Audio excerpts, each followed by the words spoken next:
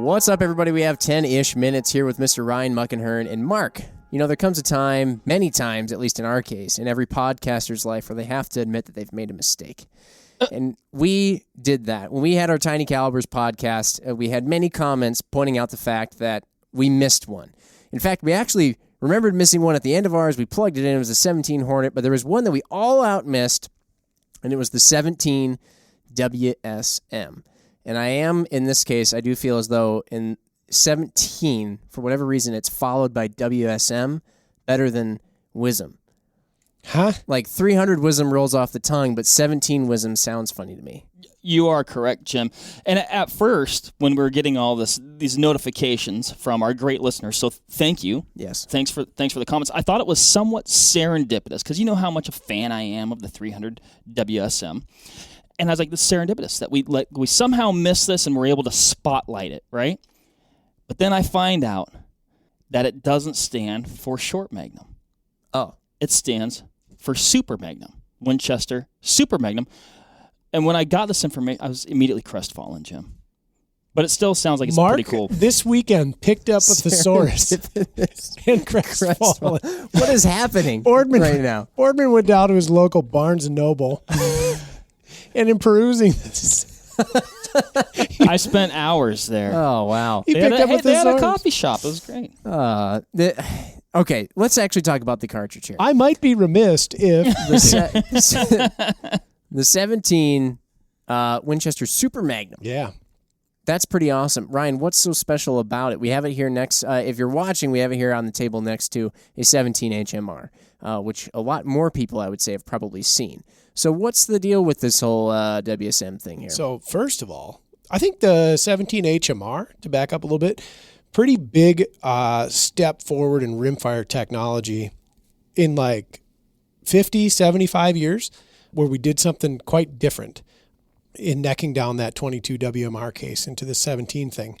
The 17 WISM, and I'm going to say WISM because to me it makes more sense to say WISM, is again a huge quantum leap because now we have something completely new that never existed in the rimfire world. It's a really cool wildcat, which is fun to say because it actually doesn't come from a pre-existing cartridge in the sense that like it wasn't anything projectile fired. It's a nail gun blank that has been modified to accept a bullet. So I find that especially endearing because we took an industrial application and we put a bullet in it. That's the most American thing ever. Nail guns in general are interesting because who wants to hammer nails with a hammer when you can just use this thing that fires a brass case full of powder to shoot a nail into something? And then some guy at Winchester's like, we should put a bullet in that, and did it. It's brilliant. Yeah. And it does offer a pretty big leap over the 17 HMR in terms of ballistic performance, mainly because we're actually going to push a heavier weight, heavier jacketed, higher BC projectile at like 500 feet per second faster, maybe a touch under that. I think I think a lot of the HMRs are about 25, and this guy's kicking $3,000 about $3, with and a more 20 with a 20 grain with a projectile, 20, yeah. and actually a couple other options as well. You can get some 25ers in there too. I was doing some reading up on this thing, and that just going back to that case thing. Cool. Super cool. That's amazing. Yeah. What guns are you going to find? Are you going to have to get some crazy custom thing in order to actually shoot this? No, there's a couple of available options out there. I think one of the cooler ones is from Savage, a really low-cost option in their little B-Mag, which is hopefully on Mark's list here. I think it is somewhere. Mark's come with the paper, as usual. Yes, yep. Highly accurate rifle, pretty neat.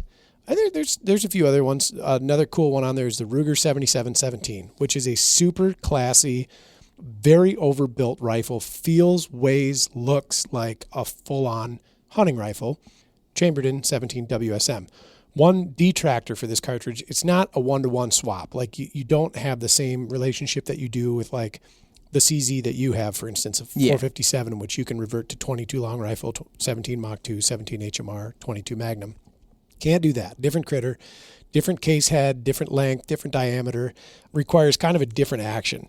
So it's still somewhat in its infancy. It's not a new cartridge. It's actually pretty long in the tooth already. It's about a decade old. 2013 is what it's saying. Okay, here. not a decade, but I couldn't remember. About, though. Yeah. So it's been out for a little while. It just hasn't caught on with maybe the fervor or fire that the HMR did. But it is a pretty big leap above the HMR. And so if you do pick up a rifle like one of those B-Mags or the 7717, pretty awesome choice. And now I think this does push it into the class of this could be a viable coyote round. Okay, that's what I was starting to wonder because... I mean, you're looking at, like, one of the loads here is a 25 grain going about 26, right? So, I mean, but by coyote round, like, what, 200 yards-ish, somewhere thereabouts? Yep. There's also a 15 grain lead-free option. The lead-free option, scorching fast. Yeah. That's for shooting vermin and eggs and grapes and things like that. We're firing for effect with that one.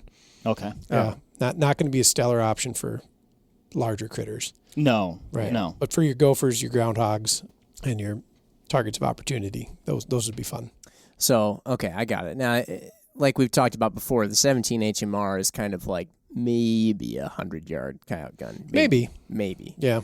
But then this one just becomes a bit more viable at something along those lines. Yep. That's kind of, I guess, aside from just being, like you said, pretty dang American to take a nail gun and turn it into a cartridge or a nail gun projectile or whatever it is, case. Yeah, that's sort of the reasoning behind it. Yeah. Now, why would you choose this? This is a classic argument that you can have with every cartridge out there. Right. Why are you going to go with a 17 WSM here instead of one of the 20 cals or something like that? Well, maybe you're a 17 person. Maybe you like low report, less recoil, don't want to futz around with reloading, but you do want an option that is going to give you more ballistic advantage over the 17 HMR. So we're going to rule out like the 17 Hornet, the 17 Remington, the 17 Fireball, the 20s, because you're stuck to either reloading them or buying expensive centerfire ammunition. But you don't want a 17 HMR because of its relative anemic nature. So you pick up a 17 Wisdom. It's still that's that not as economical as, say, the HMR to shoot. No, it's a little more pricey. But not that much greater at the same time. Correct. A little more gas. Yep. And quite a bit more gas. Yeah. I think that's the part that could be easily understated when you stack them side by side. But when you really look at what's going on here, we're picking up about 500 feet per second. We're adding notable. Yeah, we're adding 3 grains of projectile weight, which doesn't sound huge, but when we think about how small of a space we're operating in here with respect to projectile weight, it is a quantum leap. Percentages wise, absolutely. Yeah, and then again, the cool factor, it is a 27 caliber nail gun blank turned into a rifle cartridge, which just something about that is so neat to me.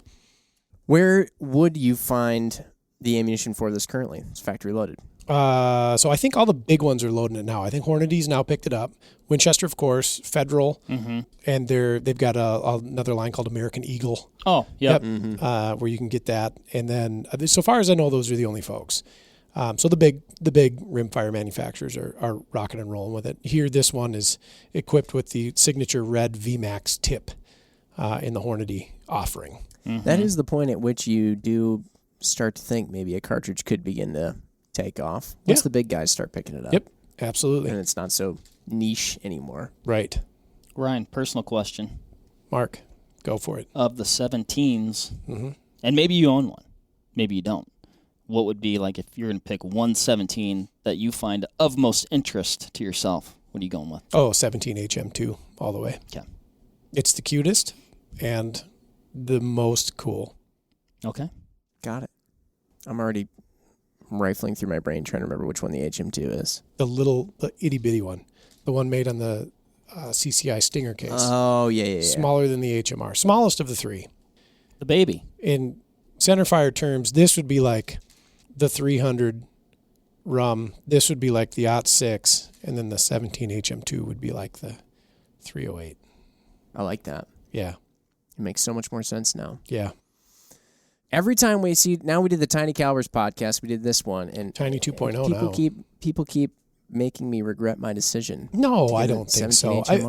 With respect to your gun and your application, I think you did the right thing. I want to shoot groundhogs.